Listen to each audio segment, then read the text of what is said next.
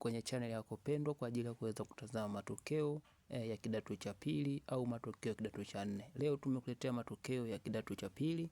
Angalia kwenye description, tumekuwekea linki kwa ajili ya kuweza kutazama hayo matokeo ya kidato cha pili yaliyotoka mwaka huu. Jinsi ya kuweza kutazama matokeo haya, bonyeza hiyo linki, itakuleta moja kwa moja katika uwanja huu. Baada ya hapo utaangalia jina lako, jina la shule yako inaanza na herufi gani.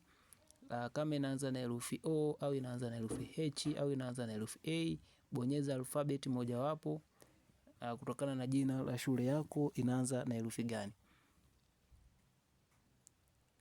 Ukiangalia hapa chini tuna tebo tatu. Tuna tebo ya kwanza, ya pili, ya tatu. Zinatofautiana kwa rangi. Tebo hizi zinaonyesha orodha ya shule zote ambazo zitakuwepo kutokana na herufi ambayo itakuwa umeibonyeza. Mfano, shule yako inaanza na herufi H, ukibonyeza H, shule zote Tanzania nzima zenye zinazoanzia na herufi H zitajipanga chini hapa.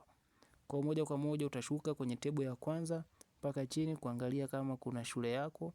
Ukikosa njoo tebo ya pili ambayo ni ya katikati, shuka mpaka chini. Ukikosa njoo tebo ya tatu, shuka mpaka chini. Asante.